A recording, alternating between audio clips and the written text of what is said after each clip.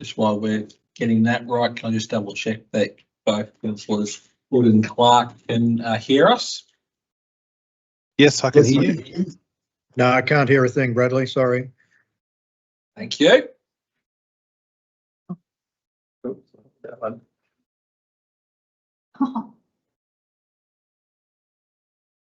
Ronnie, can we hear you? We can see you.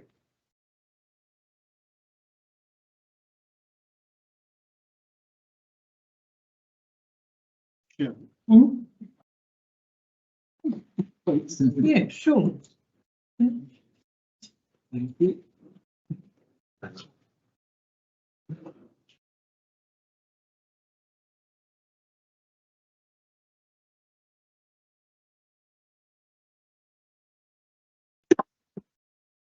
It's going to be 4 o'clock. First item. You can start now. Thank you. Hepburn Shire Council acknowledges the Dja Wurrung as the traditional owners of the lands and waters on which we live and work. On these lands, Dja have performed age-old ceremonies, celebration, initiation, and renewal. We recognise their resilience through dispossession, and it is a testament to their continuing culture and tradition, which is strong and thriving. We also acknowledge the neighbouring traditional owners of Wurundjeri to our southeast and the Wadawurrung to our southwest, and pay our respect to all Aboriginal peoples, their culture and law. We acknowledge their living culture and the unique role they play in the life of this region. So I declare the meeting open and make everybody welcome to our May meeting of 2025. So councillors present, we've got all councillors present, Councillor Hood, Councillor Cornish, Councillor Huffey, Councillor Bridie, Councillor Hewitt, myself, and Councillor Clark, who are Councillor Hood and Councillor Clark, of course, are on remote. Now the officers present, we've got Mr. Matt Rogers. I'll go from left to right. Mr. Matt Rogers and Ms. Bronwyn Southey. From our planning team, Mr. Bruce Lucas, who's our infrastructure director. Ms. Brooke Holmes, changing feast, but I think it's governance and community and all sorts of things. And now we've got Mr. Ron Torres, who's our director of the rest, but certainly focusing on planning and community. And then we've got CEO Bradley Thomas. So now ask Councillor Hood to read the statement of commitment on behalf of councillors, please. Statement of commitment.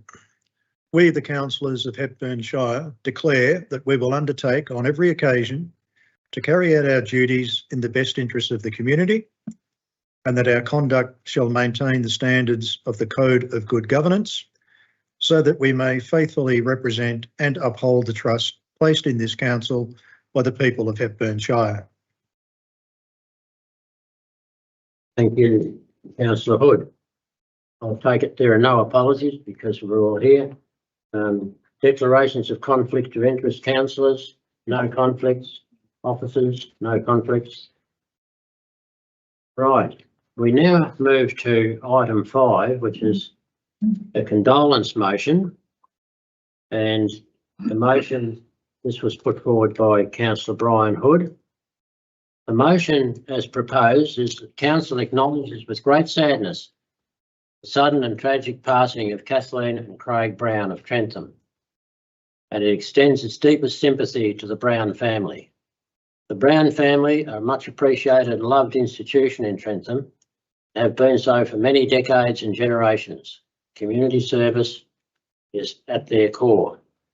Kathleen Brown was inducted into the Heather Mutimer Women's Honour Roll in 2009 in recognition of her stellar service to the community. She was about to receive an award recognising 35 years to the CFA.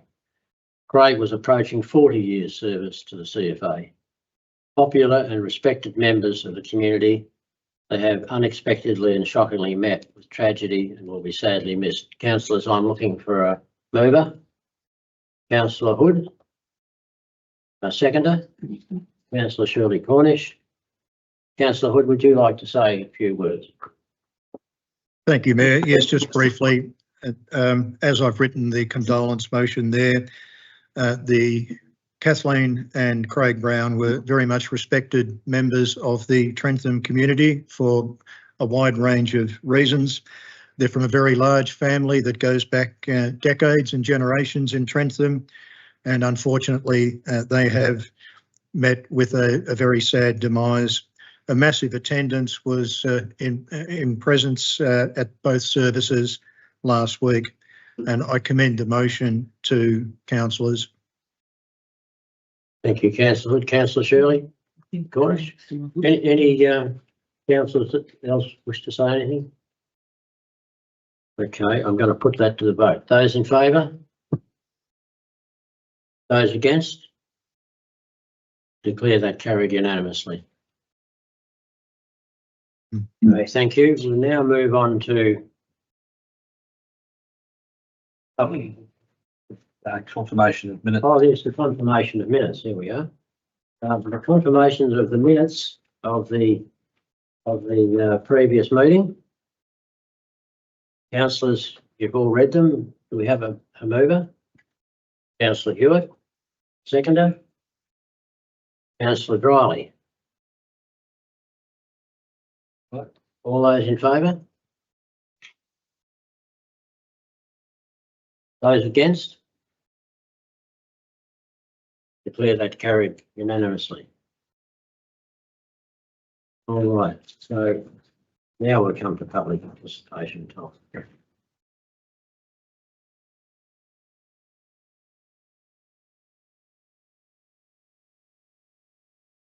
Okay, well, we don't need to do that. So we now have requests to address council. Well, there are 2 requests to address council that have been received for tonight's meeting.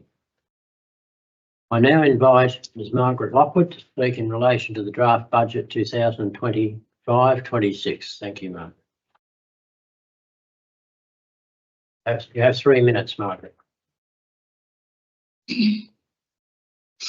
Mayor, councillors and council staff, Hepburn Shire is millions of dollars in debt. In the longer term, Hepburn Shire is not viable. Next financial year, ratepayers will pay 10% more and have 12.5% fewer services. You have staved off insolvency for the moment. Congratulations. But people are hurting. A third of ratepayers are in arrears. The increase in rates will certainly increase arrears beyond the current $3 million. What if another natural disaster strikes?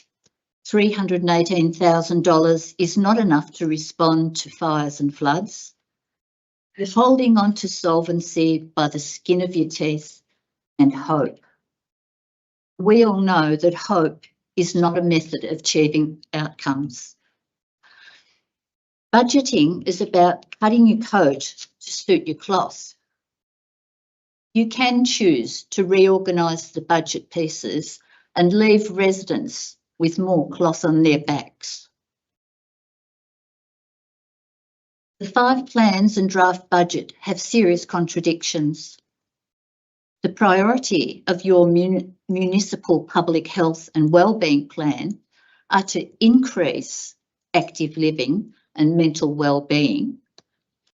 And that's hypocrisy because well-being, positive ageing, arts and culture have been cut by 36% or $264,000 in this next budget. And recreation and sport have been cut by 25% or $229,000. You're cutting $212,000 out of biodiversity, sustainability and the circular economy.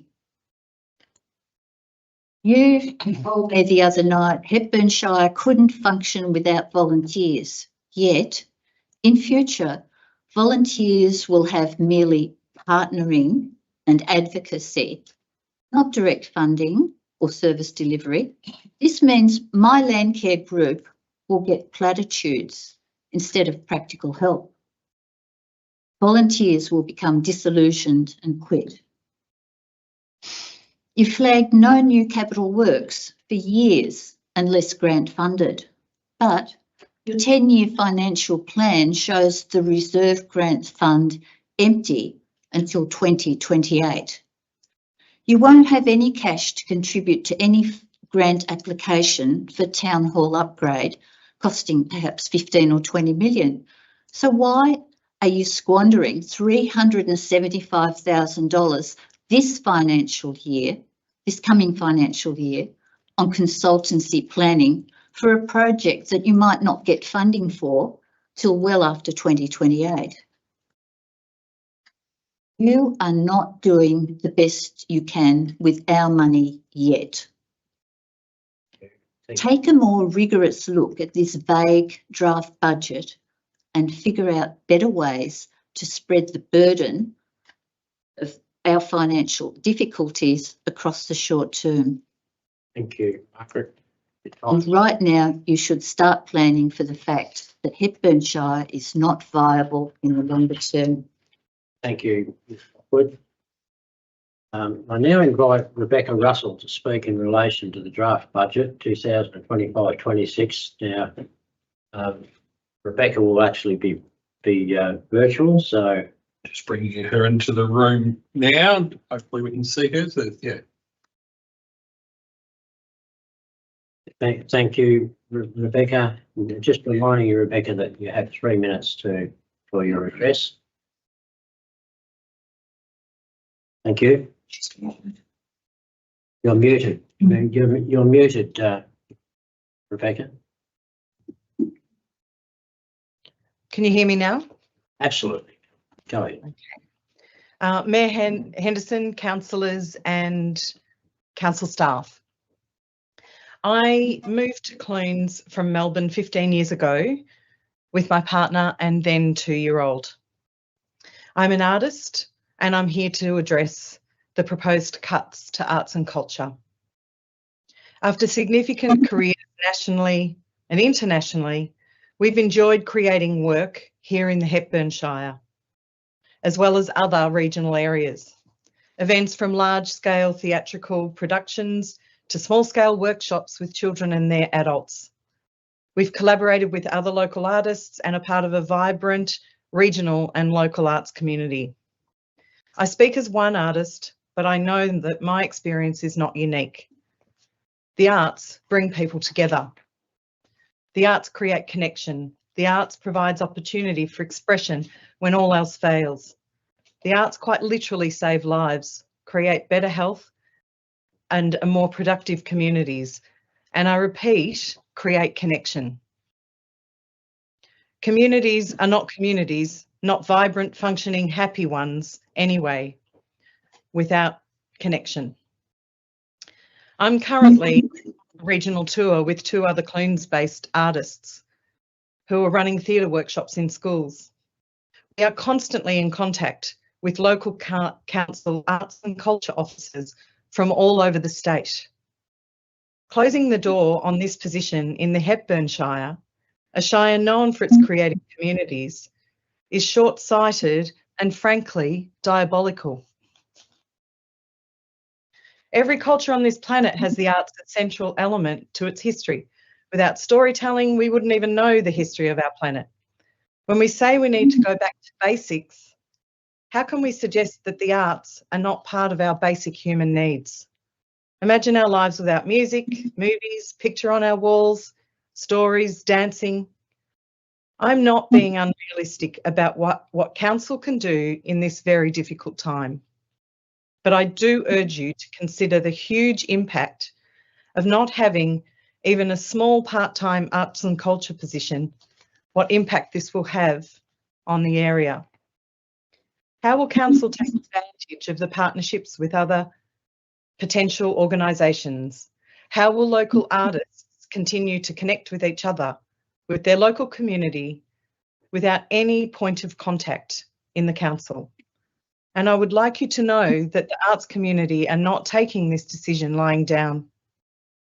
And the thing that devastates me most in a time that is incredibly and increasingly difficult for artists is that the message you are sending to not only artists, but future artists and to the broader community is that the arts don't matter. So councillors, is that really the message you want to be sending? Thank you. Thank you, Rebecca.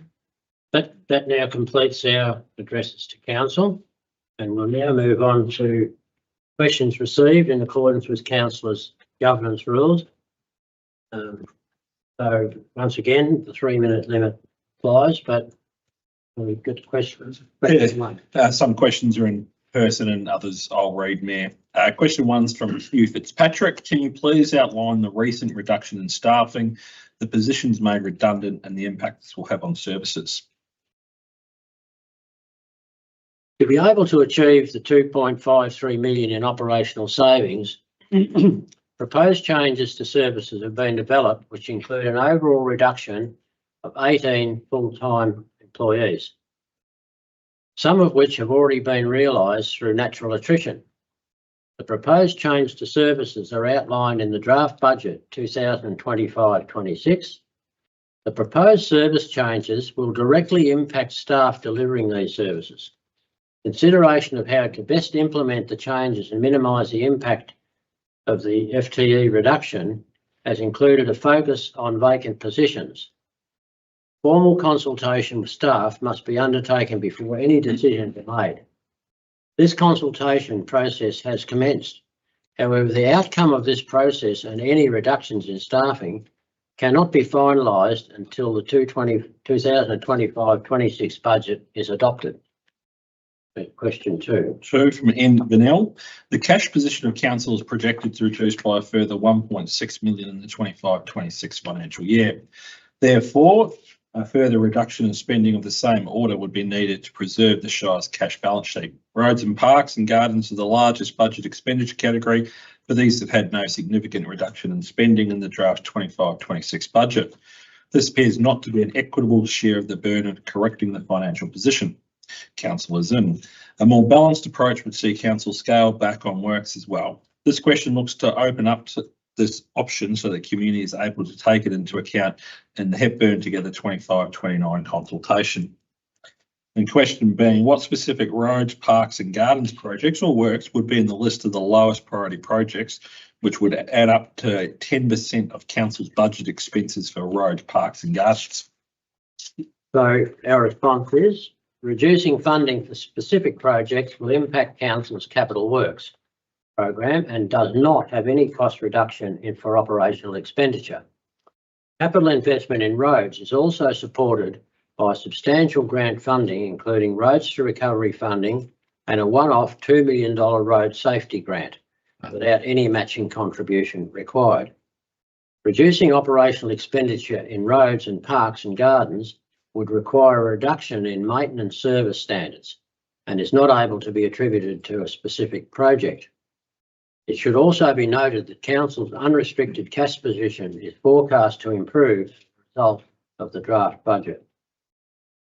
Question 3 is from Heather Muir, and Heather's here in person, so Heather, I invite you to I've got a couple. come up and have your 3 minutes. Thank you.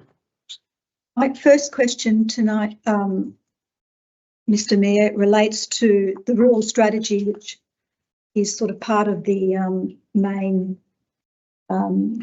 subject of tonight's meeting agenda. In the background report to the rural strategy, which has been adopted by council, it states on page 7 the following when discussing the possible rezoning of currently zoned farmland to the rural activity zone. And I quote, undertake further fine-grained analysis of candidate RAZ areas, rural activity zone areas. In the Rural Activity Zone Supply and Demand Assessment Report, which was undertaken in 2022 by Council, it states, before progressing to a planning scheme amendment, further investigation and analysis of potential candidate RAZ areas, including consideration of environmental values, landscape values, hazards, particularly bushfires, declared water supply catchments, potential for conflict with other land uses such as forestry, commercial scale agriculture, residential and rural residential uses, consistency with other policy objectives and directions, particularly growth and expansion of towns, etc. My question is, has this fine-grained analysis and further investigation and analysis been carried out? And if so, where is it documented? Thank you. Thank you, Heather. Council has undertaken preliminary work to further analyse the rural living, rural activity zone, candidate areas and low-density residential land. This work, once completed, will be advertised for community consultation and will also inform recommendations as to which land should be rezoned in the future. Should Council progress with a recommended implementation plan as per the Council report, officers will be preparing the recommended scheme amendments and seeking authorisation of the Planning Minister to commence public exhibition of this work.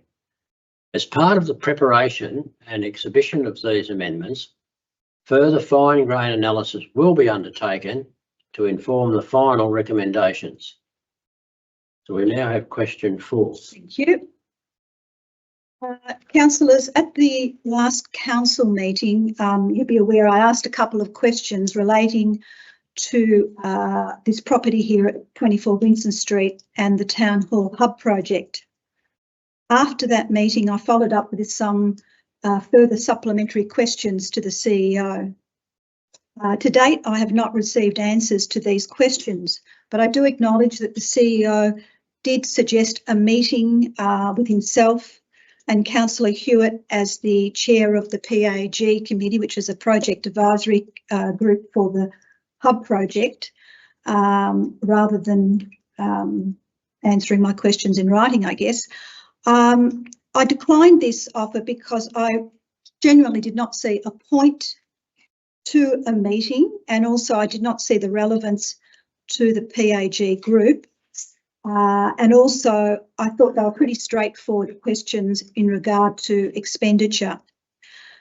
In light of a further allocation for design plans of $375,000 in the 2025-2026 draft budget for the Town Hall Hub project, which I assume is for stage 2, I resubmit one of the questions I did send to the CEO, and it is as follows.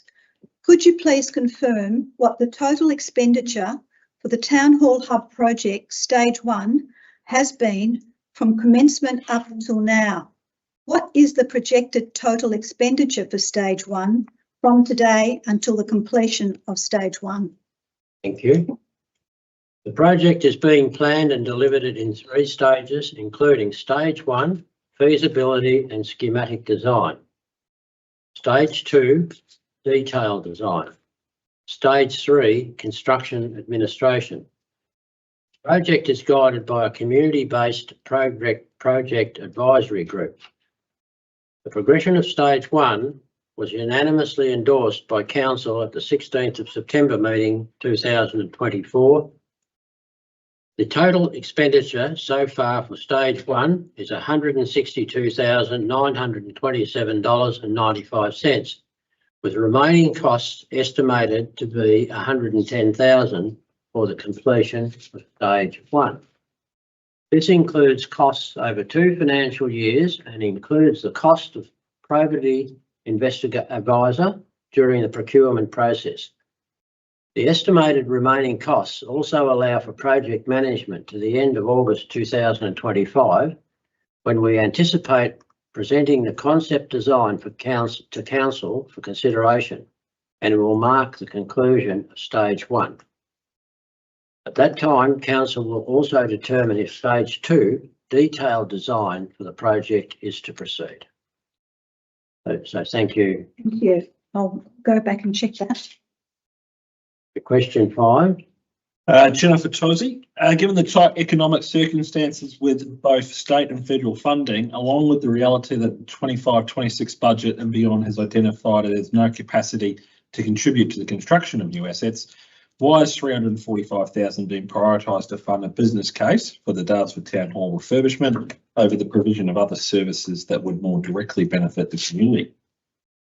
Right, so the 345,000 allocation enables council to consider if the project should progress to the next design stage, subject to a further separate report to council.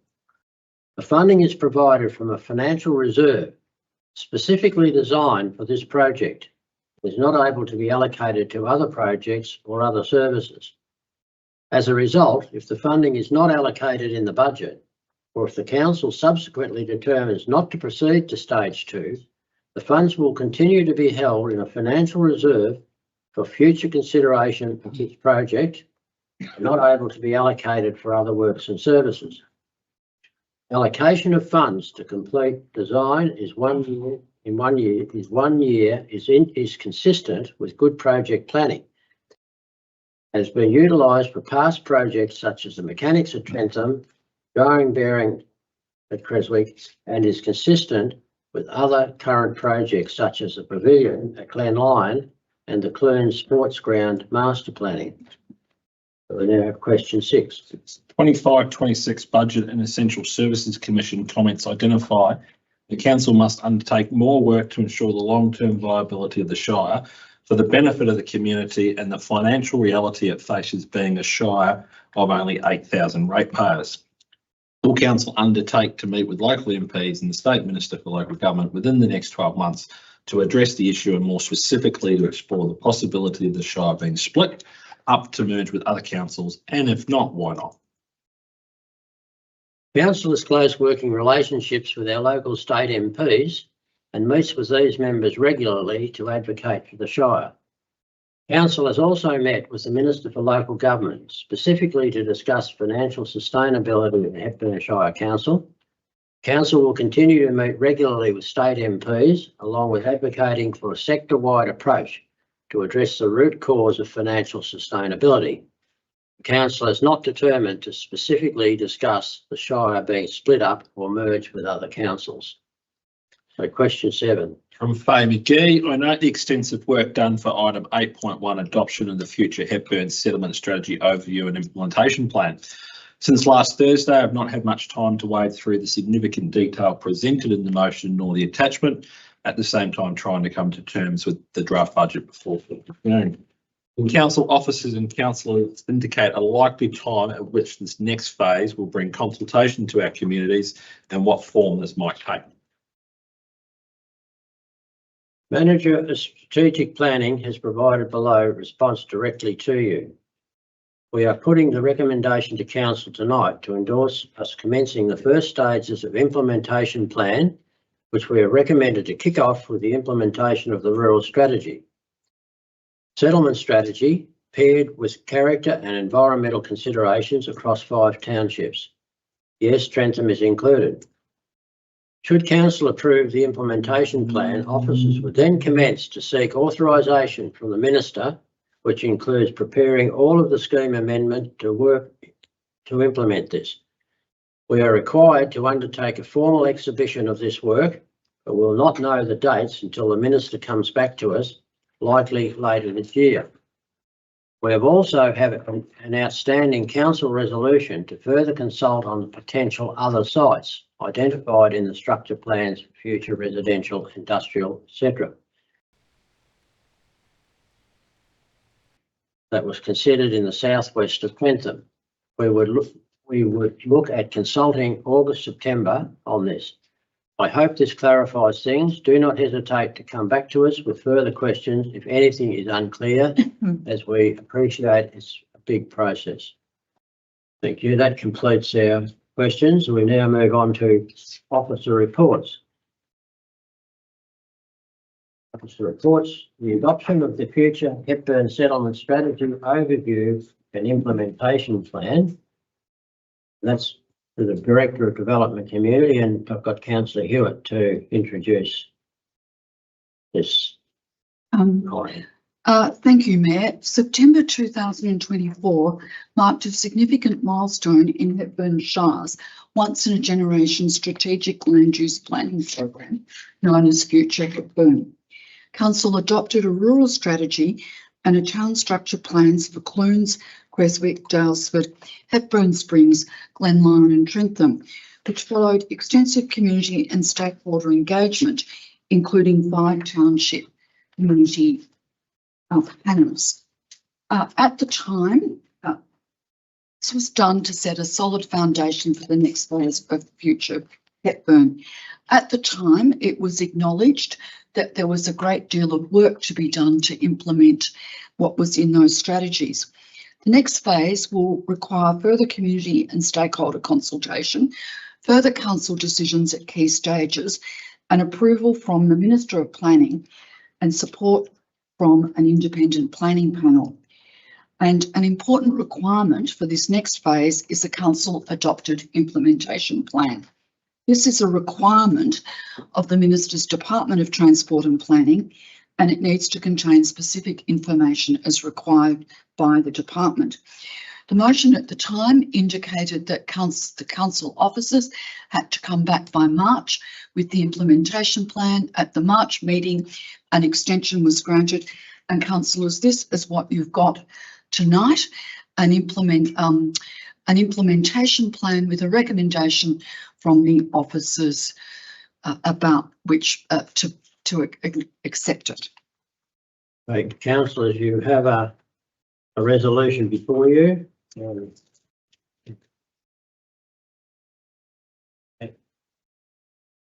Trying to work with governance rules, but I see that we actually don't follow the governance rules, which confuses me sometimes. So I can ask for questions at this stage. Of any councillors got questions? Councillor Riley. Thank you, Mayor. I'd like to acknowledge it's a significant milestone to get to this point and thank officers and community who've been heavily involved in this project. It's yet another milestone on a journey, so we've got a long way to go, but it's good to have this implementation plan presented tonight. And the work to this point obviously has required some compromise and some consideration around the best approach. And my question relates to or a couple of questions. One is around, we've not gone with a township by township approach, which may have been a way to go. I'm just wondering how townships and perhaps rural settlements or the smaller hamlets might be represented through this process in an equitable sort of way. Thank you. Thank you. Thomas? Thank you, Mayor. Through you, thank you.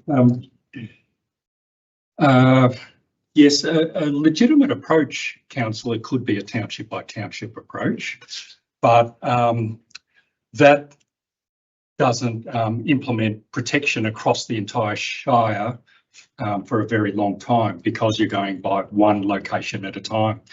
The approach we're recommending tonight provides a fine balance between getting results early, covering the entire Shire, and getting effective results in terms of protecting our rural landscapes, our significant landscapes, neighbourhood character, and the like. So the approach recommended provides a whole of Shire coordinated approach in implementing the implementation plan.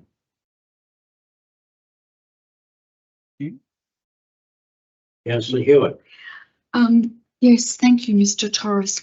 I note that the recommended implementation plan will go over 4 years if it's adopted, and at a cost of $750,000 over 4 years. That's obviously going to take some time to get all the changes that, well, first through, if they do get through. Can you please give us any insight into how this process might impact on planning applications and planning decisions in the interim? Does it have any significance or any weight while that work's being done?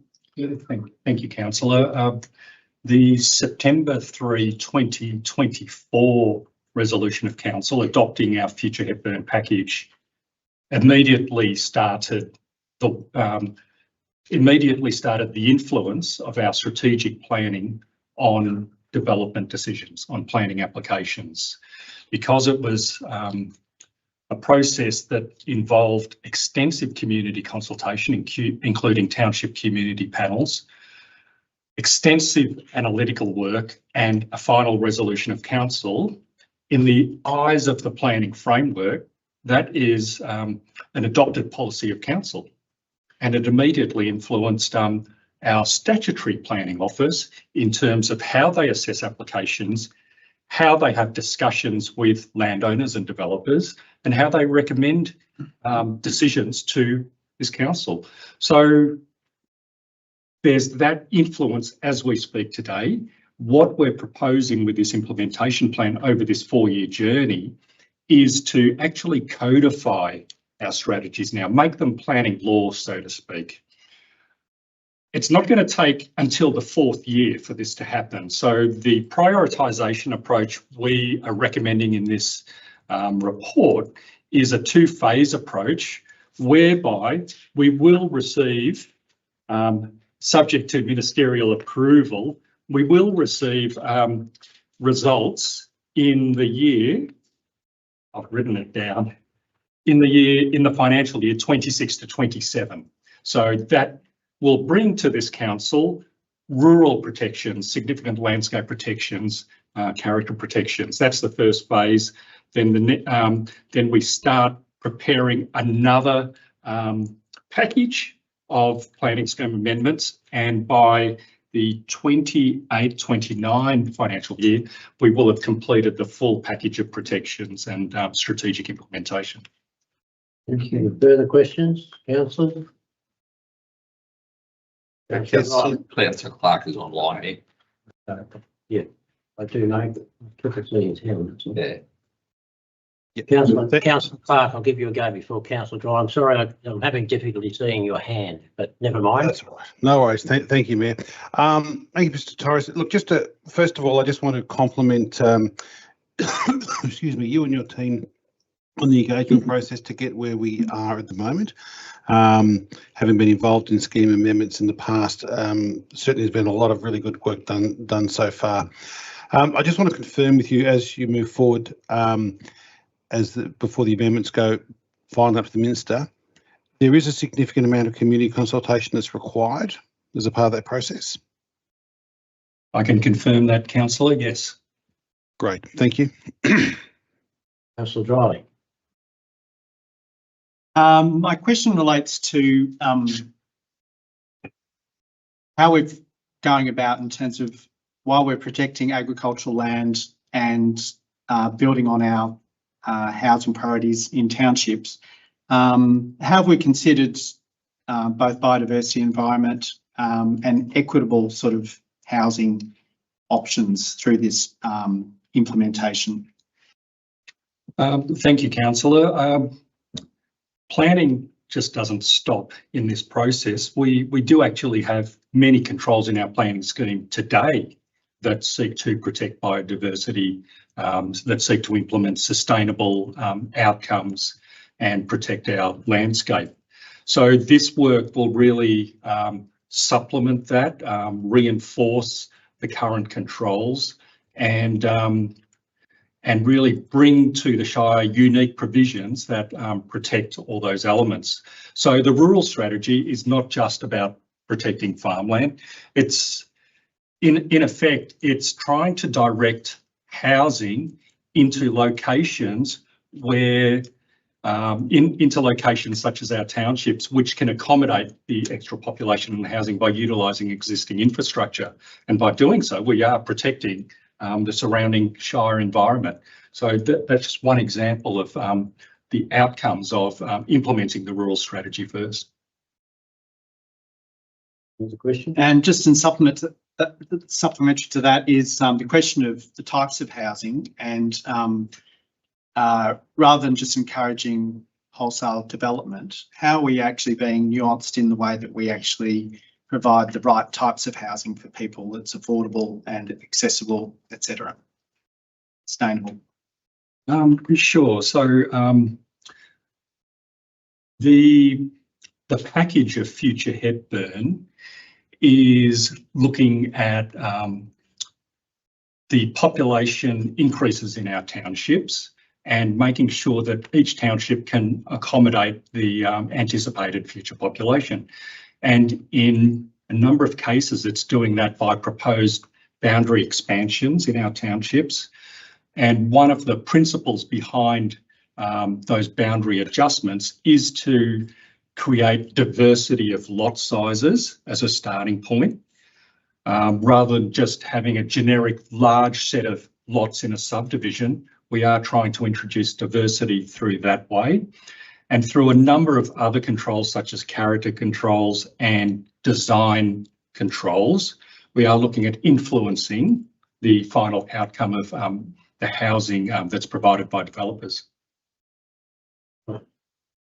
Further question? Yeah, if I could just add to that answer, then it's also important to note that strategic planning and land use planning doesn't just operate in isolation to the rest of the organisation. So housing is considered right across the organisation from economic development.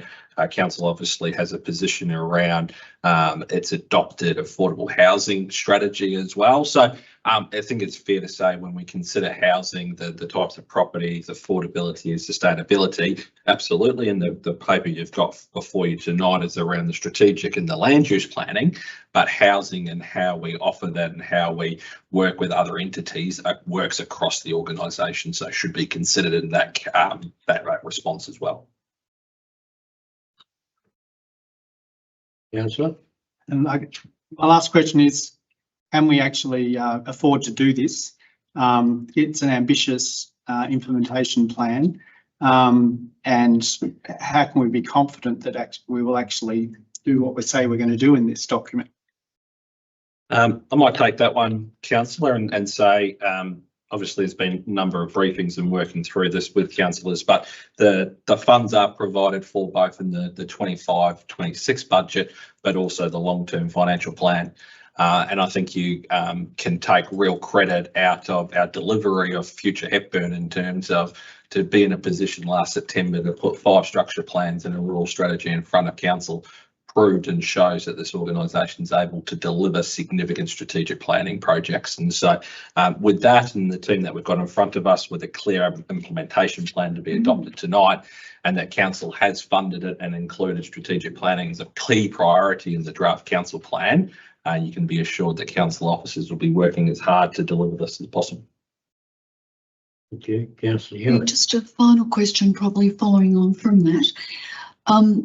What is the risk of not, what are the risks associated with adopting the proposed implementation plan, but what also would be the risks of not adopting the proposed implementation plan? Do you have any comment on that, either Mr. Torres or Mr. Thomas? I do, Councillor. In adopting the Future Hepburn strategies last year, that only took us part of the way through the journey. This is the most important final leg of the journey to implement what you've adopted. So the risk is the significant resources and commitment council has put into this package will be lost. From a land use planning sense, though, the risks will involve our decisions, our planning decisions today, because what this intends to do is to fill policy gaps and to provide clarity in our planning decision-making framework so that we absolutely get the outcomes we want in the right locations in the Shire for our future population.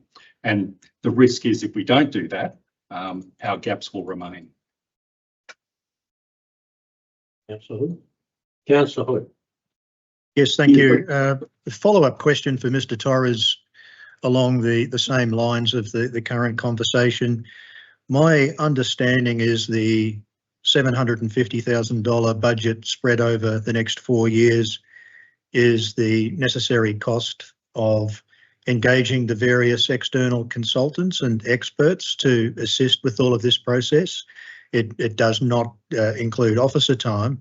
So my question is, are officers confident that we can get timely access to the various experts and consultants in order to help guide all of the work on this very important project? Through the chair, yes, Councillor Hood, we are absolutely confident. As a starting point, the consultants that assisted us in the first package of Future Hepburn are continuing to work with us and provide us with advice, and their availability is almost certain. But there are many other experts that we will require that we have a relationship with and have good connections with. So we will be able to cover that aspect, Councillor Hood. Thank you. Thank you. Any further questions, councillors? One last question. Okay, councillor Riley. This is just a question for some of the smaller hamlets out there. Action item 38 says, in rural localities of Allendale, Blampede, Drummond North, Eganstown, Franklin Ford, Kingston, Smeaton, Wheatstreet and Yandoit, dwelling development in the farming zone that is not associated with productive agricultural use is not supported in these locations. Further expansion is not supported in these locations, and then there's numbers after that. We know that these communities do want build their resilience and their own capacity. How does an action point like that support some of our smaller hamlets, or how can they respond to that, and will there be time for them to be consulted on this?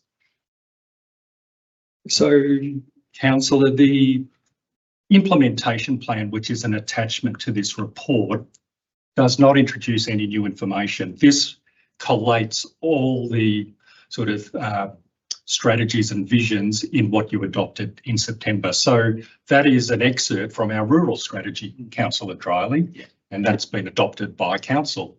So the very clear direction of our rural strategy is to take steps to reduce the fragmentation of our rural farming land and to direct more housing, not to prohibit housing in our rural areas, but to direct a greater proportion of housing into our townships.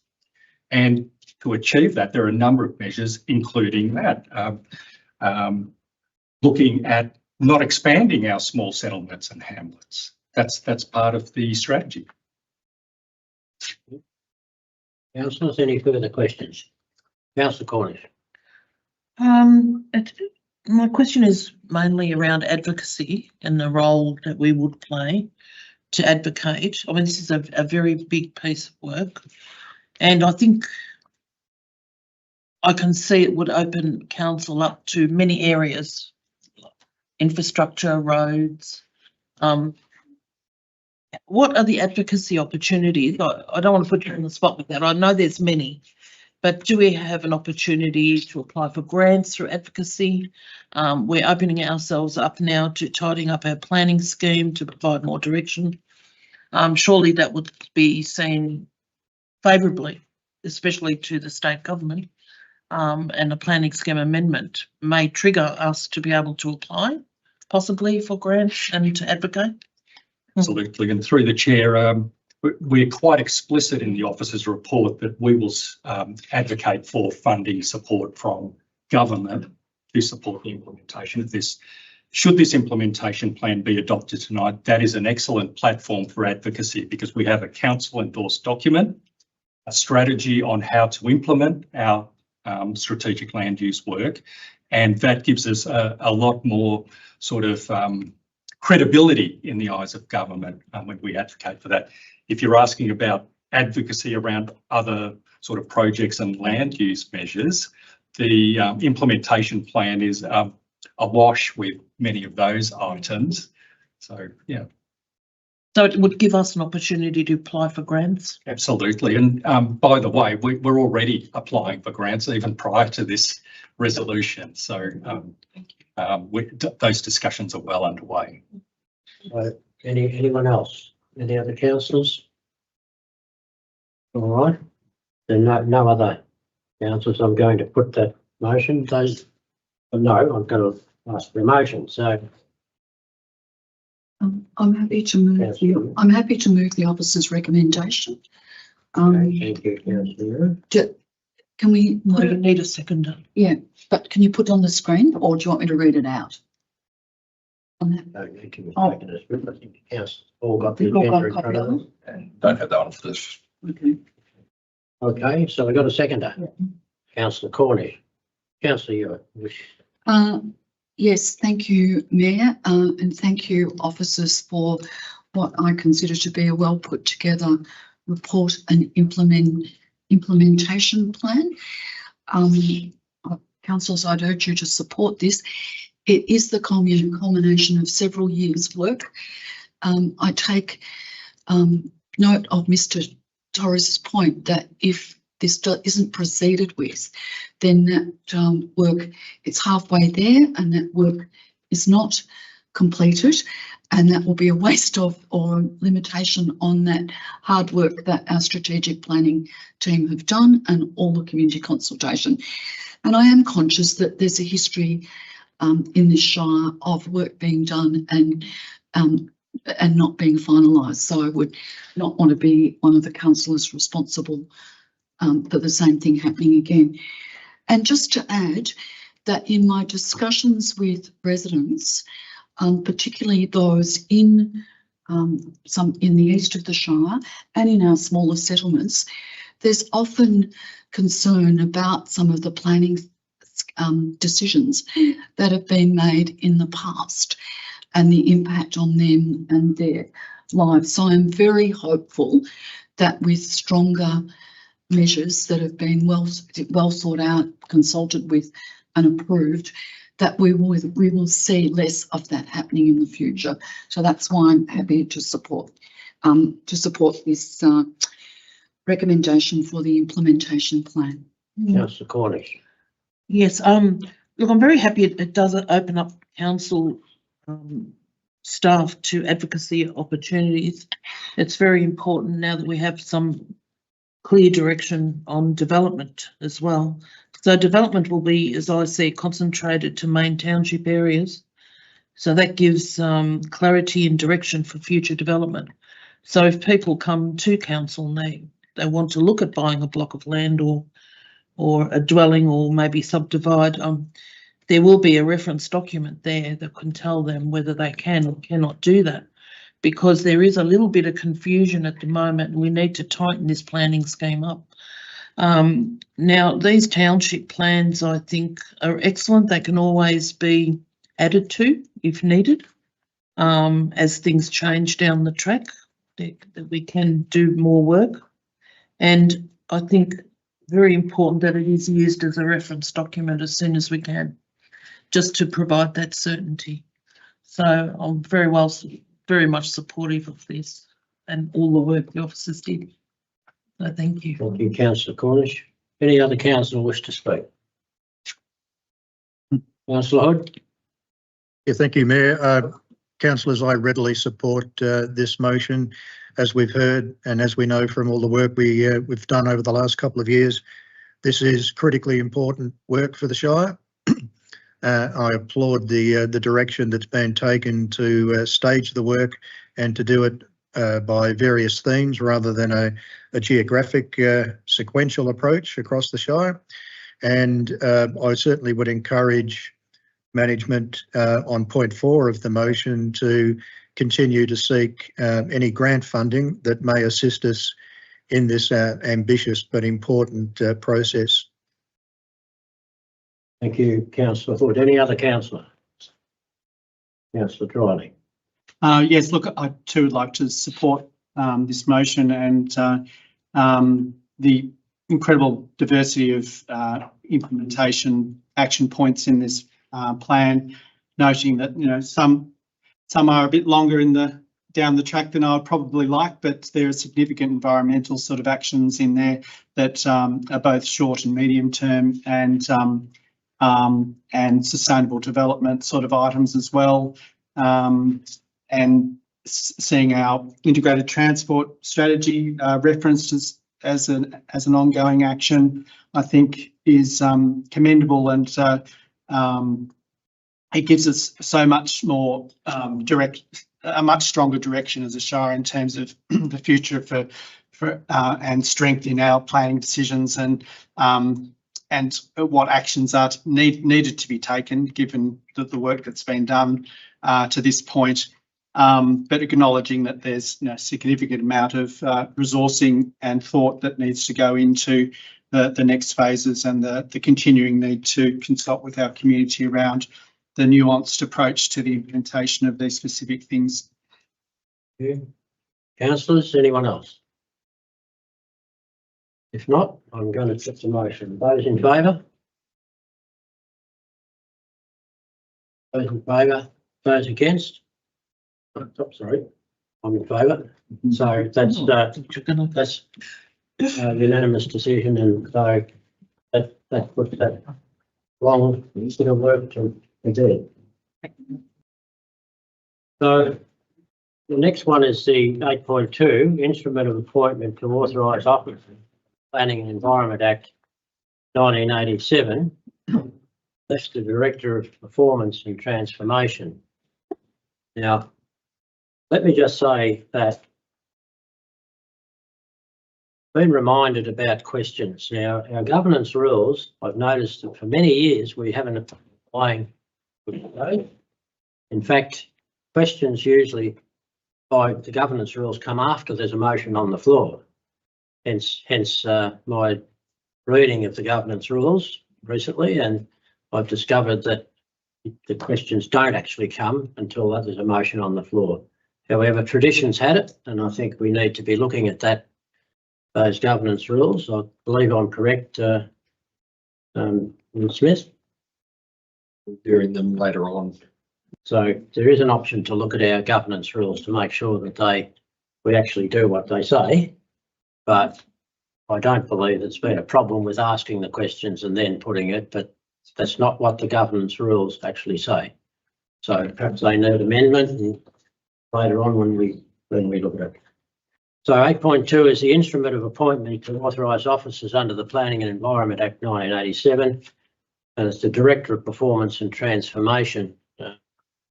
In introducing this is really quite a simple administration thing that we are required. Particularly, it often happens when we have changes of staff or when staff are in different positions, where particularly planning and local laws, where we need officers actually to have the delegation of counsel. And so that's what this seeks to do. It doesn't confer any more rights on anybody than what we always have had. So, for example, it gives the compliance officer the right to do their work under the local law number 2, gives our planners the right to make decisions under the Planning and Environment Act. So that's what this is all about. It's really probably an administrative procedure. So I don't know if the Director of Performance and Transformation wants to say anything about this, but otherwise, councillors, we have a motion before us.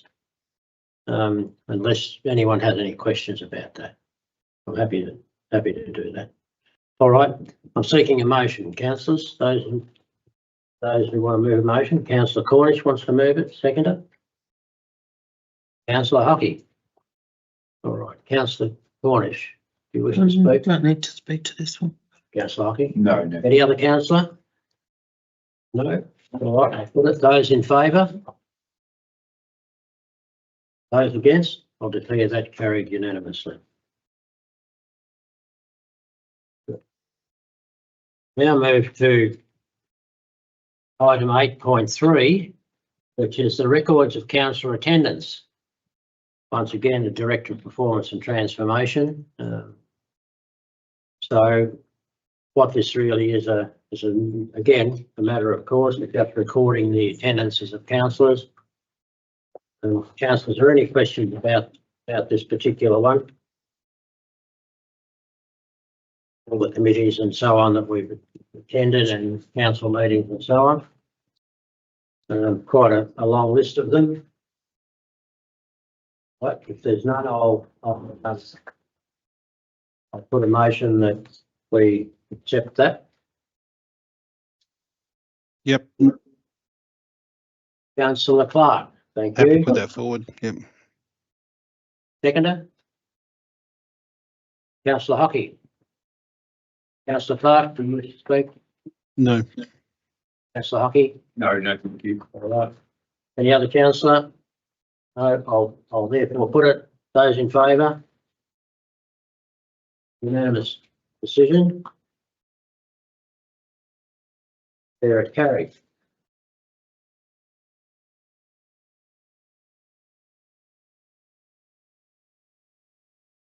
So we move now to item 9, which is items of urgent business. And we do have an item of urgent business. And I believe that we need to have a motion if we accept an item of urgent business. Someone prepared to move that? Yes, Hewitt. You've got a seconder? Yep. Councillor Hockey. Going to put that, those in favour? Those against? I'll declare that carried. All right, we have an item of urgent business. Mr. CEO. That's fine. Accept that. I believe we'll be able to bring up a potential motion that Councillor Hood has raised. Right. We'll see the motion there before us, councillors. I'm having a little bit of difficulty reading that. You want me to read it out? Yes, please. I can do that. So the items 9.1, item of urgent business, emergency services and volunteer fund, and the motion being that Council 1 notes that Council has previously written to the Treasurer and Minister of Local Government noting our concerns with the emergency services and volunteer levy, the ESVF, and undertaken various advocacy against the levy. 2, directs the Mayor to write to the Premier expressing Council's strong opposition to the levy, noting the levy's disproportionate financial burden on rural and regional communities and especially primary producers, calling on the state government to repeal the levy in its current form. And 3, calls on the state government to amend legislation to remove the requirement for councils to collect the levy on its behalf, noting that the legislation will have a significant impact on regional ratepayers and place an administrative burden on councils required to collect the levy. It's the motion.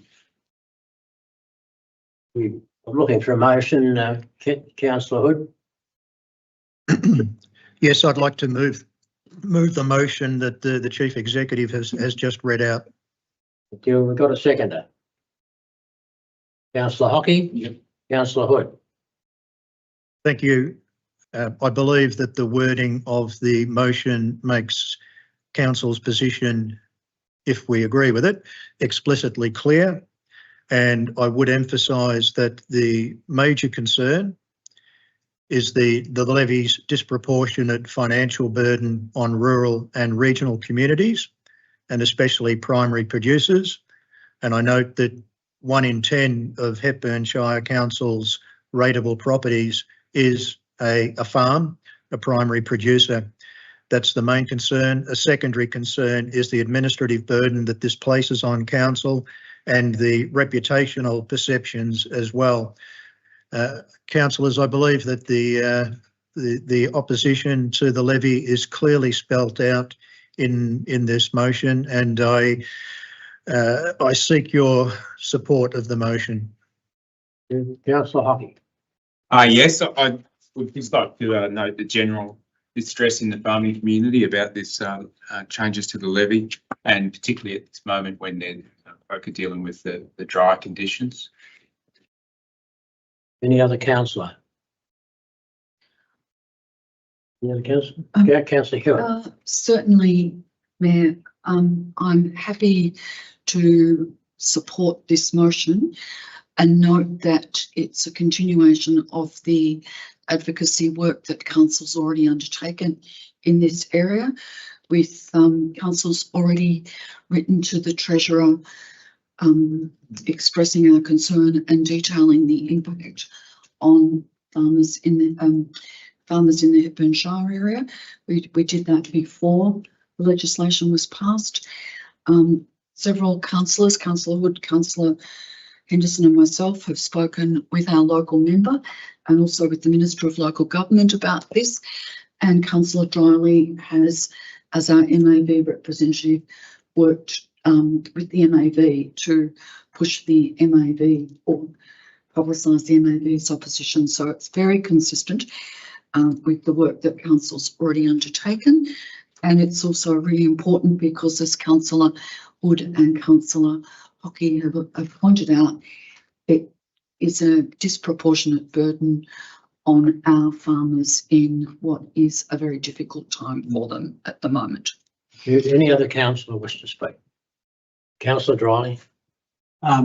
Yes, just to note that as Councillor Hewitt's mentioned, the work that many councils have supported through the MAV State Council a couple of weeks ago, and Hepburn Shire presenting a motion on this issue directly and it being incorporated into a consolidated motion, that several councils felt it was an important enough issue to present a similar motion, and it was significantly debated or talked about at the State Council, and was amended given that the legislation had gone through the night before, and that yes, the burden on councils and the disproportionate burden on farmers and local producers was mentioned in that motion, and is certainly an important factor, I think, in that we again express it. I think it's relevant given the sensitivities of and the representation in our local community, feeling the potential effects of this down the track that we represented tonight. Thank you. Any other councillor wish to speak? If no other councillor wish to speak, I'll put that motion. Those in favour? Those in favour? Nobody against, so I'll declare that carried unanimously. Thank you. So we now move to councillor and CEO reports, and the first report is my report. I have attended many positive events in the community, such as the Spudfest in Trentham, along with Councillors Hewitt and Clark and CEO Thomas, and the Andersons Mill Heritage Festival, and the very well attended volunteer get-togethers at Dalesford and Creswick. I must say that Spudfest was the best ever this year, and was a true showcase of the hard work of our rural community, as well as the creative side of the area. As seen tonight, the Hepburn Shire is determined to speak out about the issue of emergency services levy. As well as speaking with 3 ministers and members of parliament from both sides of politics, it has become very clear that drastic action is required. Whilst the council may have written to the State Treasurer, spoken to ministers and supported action by Municipal Association Victoria on behalf of all councils, repeating the messages we have tonight will only add more weight to the cause. Along with Councillor Hockey, I attended a packed meeting called by farmers and joined with councillors from Ballarat and Pyrenees, as well as politicians from the Liberal Party and farmers' organisations, and speaking out against this unjust tax. The imposition of this levy has a drastic effect upon all of our ratepayers, but is particularly harsh on our farming communities. We all know the cost of running services has gone up and must be funded and enhanced, but the legislated level is ridiculous in my view. Hepburn Shire is no stranger to disasters such as fire, floods and freak storms. And when they happen, we always turn to our emergency services, who are mostly volunteers. Now we must repay them with our support. Farmers in our community are suffering from a number of imposed problems, such as the ill-conceived notion of massive power lines across their land that restrict their use of land. And of course, the recent declaration of Hepburn Shire as drought affected Thank you. I now call upon Councillor Brian Hood to present his report. Thank you, Mayor.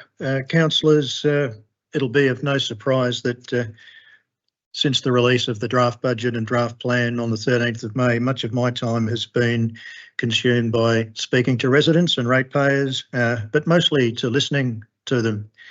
And three major themes are coming out in those discussions. Firstly, on the bigger picture, as we've heard from a speaker tonight, many ratepayers are wondering where to from here and just what is the sustainability of council. Amongst many people, but not all, there is a reluctant acceptance that council has had to cut costs and reduce services and to increase rates. But many people are aware that that still leaves council in a fairly precarious position in that it's not able to fund the construction of new assets or fully respond to emergencies and the like. So people are wondering where to from here. That reasonable thought is one that is very consistent with the point number 2 of the 20-point resolution that we took back in September 24 when we adopted the long-term financial plan, which was a call to action to speak to the state government about where to from here. And of course, that call to action has recently been echoed by the Essential Services Commission and the consultant firm that did the financial analysis for them. So that is a thought that we will need to heed, and it's very much on people's minds. A second point coming out of these budget discussions is the public really are looking for more detail. They understand the need to have reduced services and changed things and got back to what might be deemed to be core services, back to the basics, but certainly some detail as soon as possible is needed for people to fully appreciate what council is going to look like going forward. And the third point, in a similar way, is people are curious about what the rate increase will actually look like for them. They understand that it's based on property values, but I think some transparency and clarity is going to be needed there so that people do understand the workings of the rating system and what the implications are for them. So there have been many other discussion points and questions, but they're the three major themes that have been coming out of the various sessions that I've been to. Thank you, Councillor Hood. Councillor Tony Clark. Thank you very much, Mayor. Look, just a couple of points. I'd like to thank the community of Trentham. Spudfest was a very well organised event and certainly had a great community vibe, as was the drop-in session where I got to enjoy meeting lots of local residents. And as Councillor Hood indicated, lots of concern, lots of acceptance around some of the changes, but it was a very positive and respectful conversation. I'd also like to just take a moment to acknowledge the Disability Advisory Committee, who are working very hard also to contribute some meaningful input into our planning, and they're doing a wonderful job, and I'd like to publicly thank them. I think finally, I'd like to really just take a moment to acknowledge the wonderful work of our officers who work really hard. Certainly at a recent community meeting in Creswick, talking to a number of concerned residents around a local issue and the way they were supportive, answer questions respectfully. I think, they need to be absolutely fully commended for that great work and the work that they're doing on the strategy, not only behind the scenes, but the engagement work, which I've had the pleasure of attending and meeting lots of the community as well. So certainly we have some challenges as we move ahead, but I think being open and transparent, as we are already doing, I think is we'll take a moment to reflect on that. We're doing the very best we can. So thank you, Mayor. Thank you, Councillor Clark. Councillor Shirley Cornish. Thank you, Mayor. Look, we've worked pretty hard on the budget with our officers and staff, and I'd like to acknowledge the possible changes that may occur. And some people will be very sad about that, and some people will be hurt in this council. And I think our CEO and our leadership group are handling the situation very well. And I just would like our CEO to take that back to our staff. It's a very important day occurred on the 16th of May, just last week, I think it was. It was Ida Hobbit Day, and Ida Hobbit Day occurs normally on the 17th of May, but we gathered together here in Daylesford. Just for clarity, Ida Hobbit means International Day Against Homophobia, Biphobia, Intersex Discrimination and Transphobia. And we did get together and do a flag raising ceremony here. Ida Hobbit is a day where our communities stood against discrimination. And it was discrimination as to, it didn't really matter if a person was part of the LGBTQIA plus community or an ally. We all did stand together that day. And might ask the question, well, why May the 17th? And it's because this day commemorates the anniversary of the World Health Organization. It's the day, that commemorates the World Health Organization removed homosexuality from the International Classification of Diseases in 1990. Prior to this, homosexuality was classified globally as a mental illness, and a lot of people wouldn't be aware of that. That's only 33 short years ago. As recently as 1997, being gay was illegal in some parts of Australia, and until just 5 years ago, same-sex marriage was not recognised in our country. While we have certainly come a long way in the advancements of LGBTQIA plus equity, and the unfortunate reality is that these milestones are very recent in our experience. With this in mind, Ida Hobbit has two main purposes, and I won't be too long there. Firstly, the opportunity to celebrate the pride and allyship of the people who have worked to build equality around the world, and to raise awareness of the discrimination of that part of our community. And we face this discrimination today. Australia-wide research conducted by La Trobe University highlights the prevalence of discrimination still occurring around our country. Now, the main, I would say, a very large group that experience harassment is youth, and part of the LGBTQIA community, the youth of that community, 66% of that community experience harassment and abuse. So, Mayor, here at Hepburn Council, we strive to create a place where all of our people belong. Thank you. Thank you, Councillor Sawley. Cut that short. Councillor Tim Dryley, thank you. Councillor Tim Dryley.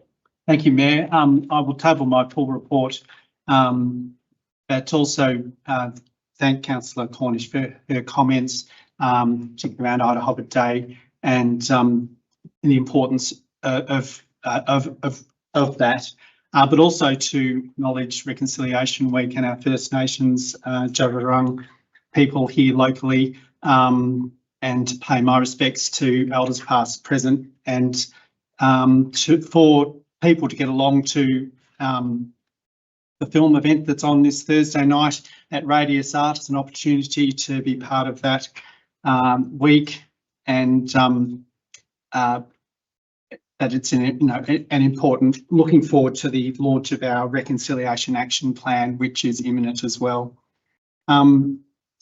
I'm also compelled just to acknowledge the ongoing humanitarian crisis in Gaza. It's been so difficult to watch what has been happening. Over 2 million people have faced acute shortages of food, water and medicine under the Israeli government's blockade, with reports that over 290,000 children are now at risk of starvation. And the Australian government has only recently joined 22 other nations in condemning the obstruction of humanitarian aid, which is very late for some. Closer to home, we're again living through some climate-driven disruption, with New South Wales experiencing 1 in 500-year floods, which seem to be occurring nearly every 2 years now. We had a dust storm swept across northern Victoria yesterday, and here in Hepburn Shire, I've heard from local producers that are not planning to plant a winter crop due to the drought-affected water shortages that they're experiencing. And a recent Australia Institute report confirms that many of us are feeling rising insurance, flood, fossil fuel heavy energy costs are directly linked to climate impacts. The climate crisis is now inseparable from cost of living crisis, especially for our rural communities like ours. That's why our draft council plan and budget, now out for public feedback, matters so much. While it manages immediate pressures, it must help us plan for a more resilient, fair, creative, healthy and climate-ready future. This month, I attended the first Sustainable Hepburn Advisory Committee meeting for this year. 4 working groups were established on climate adaptation, water security, housing equity and woody weeds, important step towards action at a local level. I've already mentioned my attendance at the council meeting. I'll just briefly mention a couple other things. I attended the MAB delegates induction session, the Western Renewables Link update, and also that important community meeting others have mentioned around the adverse impacts in Broomfield. And finally, I want to thank all volunteers I met at the National Volunteer Week dinner in Creswick. All our volunteers, thank you. Your commitment keeps our community strong and connected. And actually, an addendum is I attended last Saturday the Yandoit Planning Committee AGM and want to congratulate the members' efforts for their production of a well-integrated, inclusive community plan. Thank you, Councillor Drylie. Councillor Leslie Hewitt. Thanks, Mayor. Just start in a minute.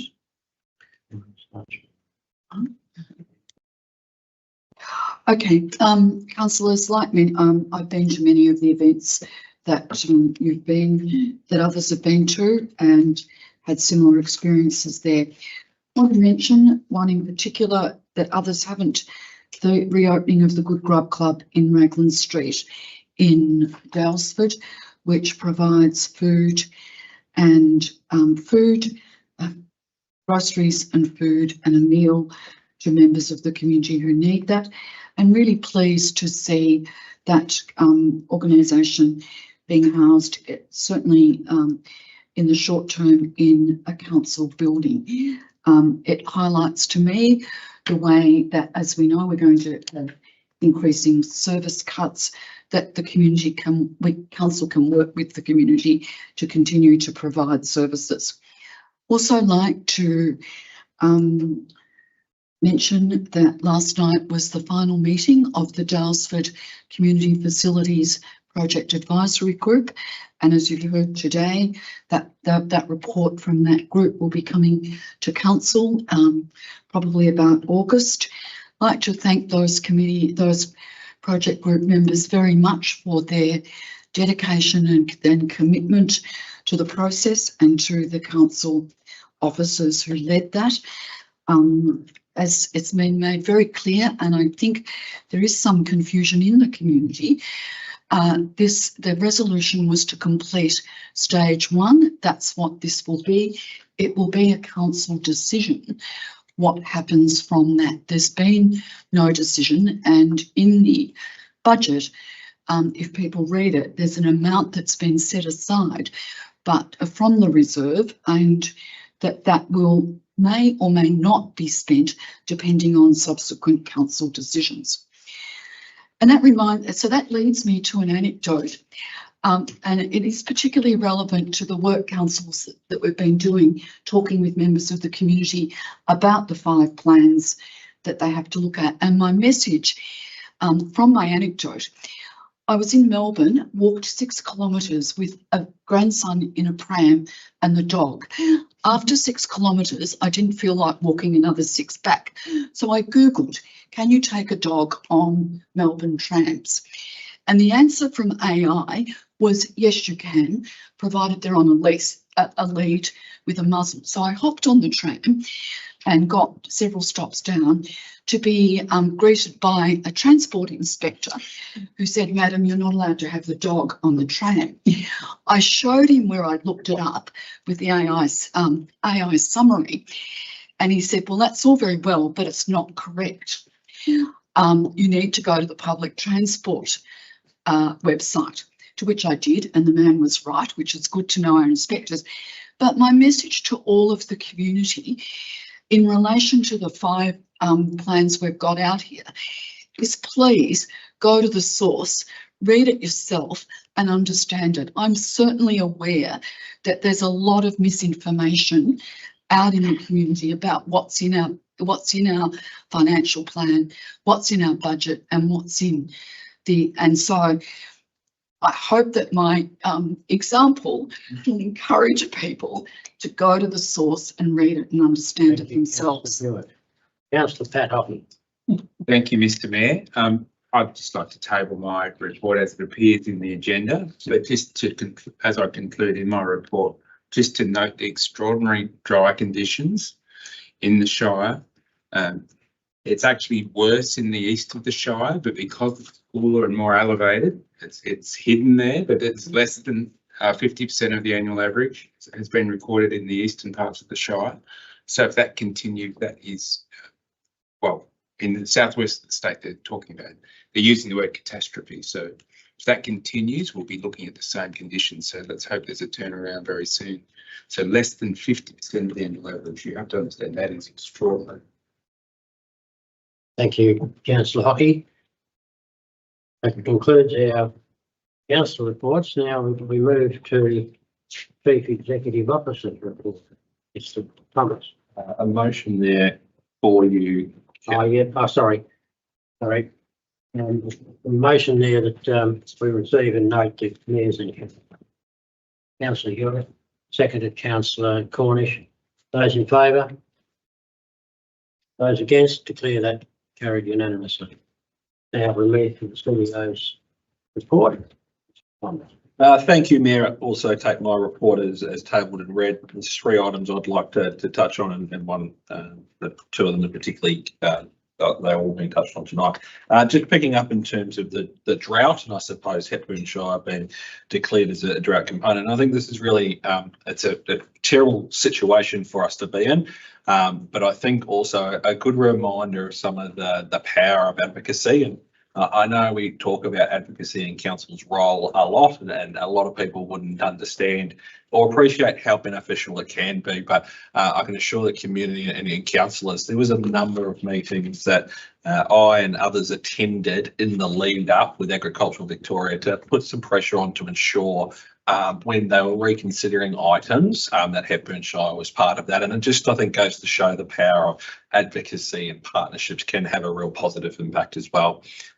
Obviously, lots of work with the 5 plans. I really do encourage community members to go either to council's website or particularly the Participate Hepburn site. It has all those documents. It's got about 7 or 8 media releases, which provides further information. It provides a way of how you can review a video from the Mayor and myself that goes through more details. So please go to that as your source of truth in terms of Participate Hepburn. And remember, you have till the 5th of June to provide comment that councillors and officers will work through and look at over the coming month of June with a target of the 24th of June in terms of the council meeting. And the third item I'd like to touch on tonight, councillors, is one I'd rather not be, but you might have seen in terms of the report that I tabled, or I also tabled an attached letter that the Mayor and myself drafted and sent to the Minister for Local Government. We've had an increasing amount of poor social media and poor treatment from community members, and I say that in terms of a few community members, but even a few is way too many. The letter requests from the Minister of Local Government, and I look forward to working with him and his office around greater protection of both councillors and staff from social media abuse, and I talk about abuse. We're absolutely happy to receive criticism of poor performance and when our customer service is not up to space, but it's the abuse that needs to stop and needs to be called out. We're in the unfortunate position, councillors, where we've had to support a staff member through a court process and take out an ABR against a community member. That's just ridiculous and should not need to be happening. And I implore all councillors will continue to work as a senior executive. We'll continue to put pressure on state government, but there needs to be more timely support, and there needs to be greater support and assistance to councillors and staff, and I'm sure other agencies as well, but I suppose focused on that local government, that it's not fair to put up with some of the ridiculousness that is on social media in particular. And I once again say happy to have criticism around the role we undertake and improvements that we would like to make. But personal attacks and the abuse that's being received is just not on. And I hope community can really see that we're trying under difficult circumstances, and you see the quality of the reports tonight, the quality of the reports that are on Participate Hepburn. We're absolutely delivering in spades, and I'd really encourage community to think about what they share on social media. I'd like community to think about what they post. And think about, is that how you would like your mother, your sister, your brother, your cousin to be treated in terms of a public public forum? And I will continue to update councillors on actions taken by us to call out this inappropriate behaviour and look for the support that we need as a community and as an organisation. Thank you, and there's a recommendation before you that council received the notes of the Chief Executive Officer's report for May 2025. Do I have a mover? Councillor Cornish, seconded Councillor Hewitt. Any discussion, Councillor Cornish? No, I don't think so, Councillor Hewitt. No other councillors. All right, I'm going to put that. Those in favour? Those against? Declare that carried unanimously. We now move to item 11, which is confidential items. 11.1 is the closure of meetings to members of the public pursuant to section 66(1) of the Local Government Act 2020. The Act, council or delegated committee must keep a meeting open to the public unless council or delegated committee considers it necessary to close the meeting to the public because of a circumstance specified in subsection (2). Applies. The circumstances detailed in 66(2) of the Act are: A, the meeting is to consider confidential information or for security reasons, or it is necessary to do so to enable the meeting to proceed in an orderly manner.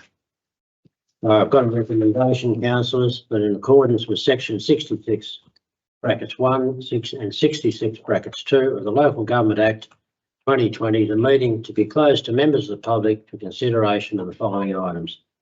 And that's the award of the tender HBU RFT 2025.8 council borrowings as per the adopted 2024-25 budget. And because it is council business information, being information that would prejudice the council's position in commercial negotiations, if prematurely released, the ground applies because the report concerns progress of ongoing contractual negotiations that would, if prematurely released, diminish the strength of council's position in these negotiations. And 1.2 is supporting regional tourism, Central Victoria South, Dalesford, Macedon Ranges tourism. And this is because the council business information, being information, would prejudice the council's position. Once again, the ground applies to the sensitive associated and for local government agencies in all considering formal membership to the proposed legal entity, which may be comprised and have financial implications if prematurely released. So I now move to, in accordance with, you'll put that motion. So I'll now put that we close the closure of the meeting, and that's the recommendation. I'm happy to move it. Moved Councillor Hewitt, seconded Councillor Hockey. Those in favour? Those against? Declare that unanimously carried. In the record. I now declare the meeting, this part of the meeting closed. Closed. Now we will cease live streaming, and we won't be returning. Those items will be updated to the community at an appropriate time. So, Mr. White or Steve, can I please ask you to close the live streaming for tonight and let us know when that's complete. Now. I'll get back to you shortly and let you know when that's completed. Feel like we're about to take. I assume we'll be okay.